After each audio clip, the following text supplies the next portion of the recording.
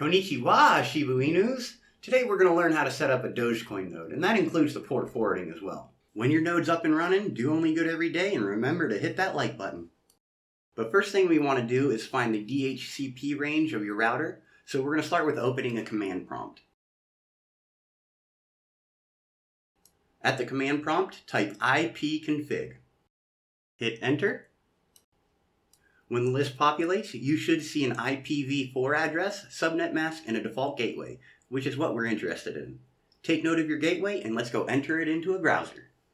To make this tutorial reachable to the majority, this how-to will include video directives for Linksys, Netgear, TPlink, and Asus routers. We're going to start with finding the IP pool on the Netgear router. The default username and password is admin and password, all lowercase. With the Netgear open, let's click on Advanced, Setup, LAN Setup, and you will see Use Router as DHCP server. Take note of the starting IP address and ending IP address.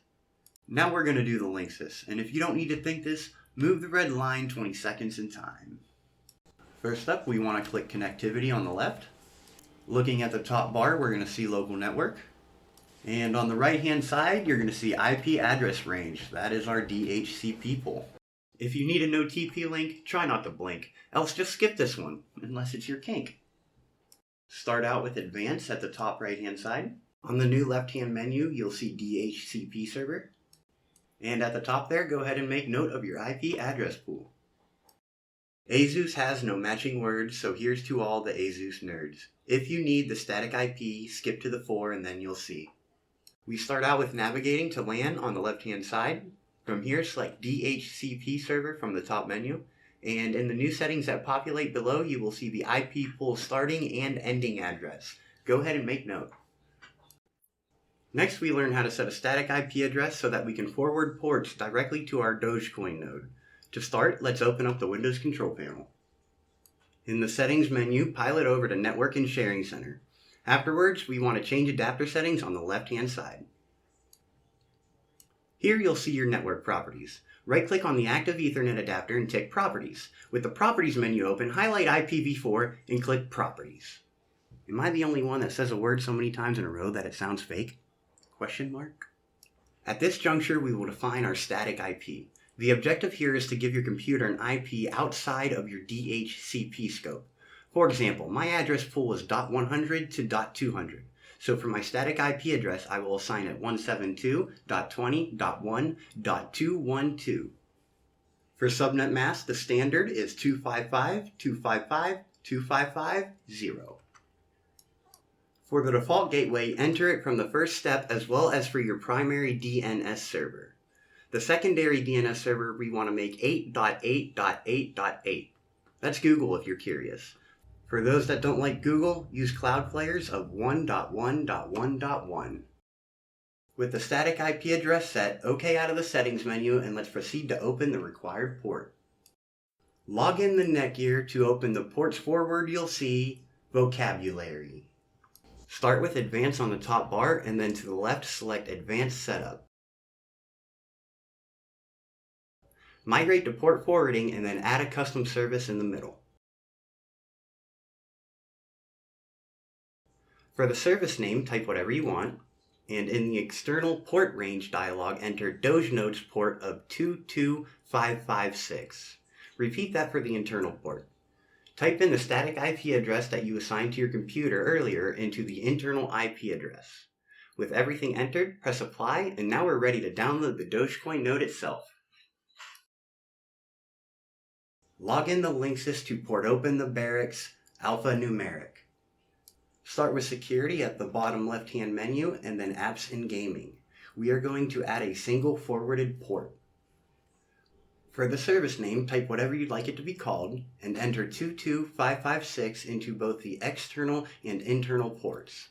Lastly, enter your computer's static IP address that you assigned earlier under Device IP.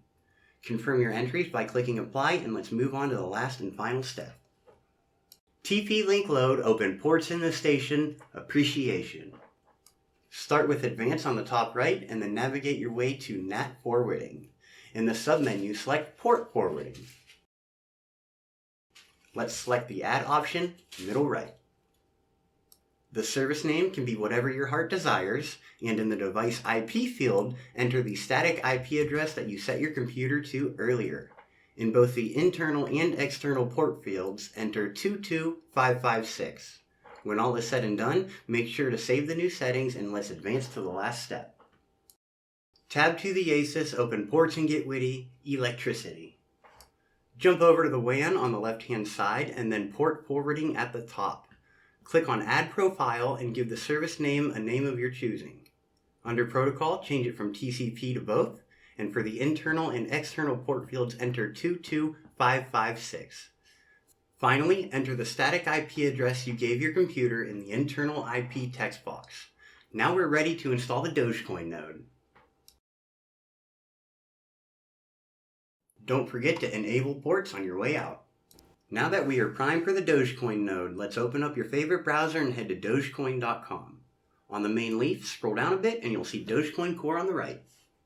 Since this is a Windows tutorial, select the 64-bit version to download, as you're more likely to have it since the 32-bit has gone the way of the dodo. Once it's done downloading, let's proceed with the installation. You may or may not get smart screen warnings since this download is unverified with Microsoft. If it does, make sure to report this download as safe for all the other Shiba Inus out there.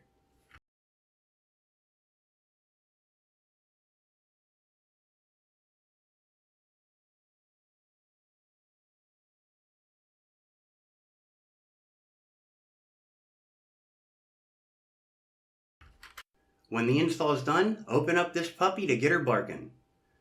Now your node needs to sync with the rest of the decentralized nodes around the world. This can take half to 5 days depending on how shitty your internet is. At the bottom left, you can see the syncing progress. After your Dogecoin node is done syncing, it's time to verify its functionality. To do so, select Help at the top and move on to the debug window. Under the Information tab, look for Number of Connections. Both in and out should be on the positive side. And also on the Peer tab, you should see all the other Shiba Inus that you're syncing with. If the number of connections report 0, it's possible that something was not done correctly, so go ahead and check your work. Congratulations, you've set up your very own Dogecoin node and welcome to the Shiba Inu family. Much awesome! This video gives much help to the Dogecoin community, so make sure to subscribe and hit that like button. Donations are accepted from fellow Shiba Inus via the QR codes you see on the screen. This has been Much Mining, and just know, 1 Doge equals 1 Doge.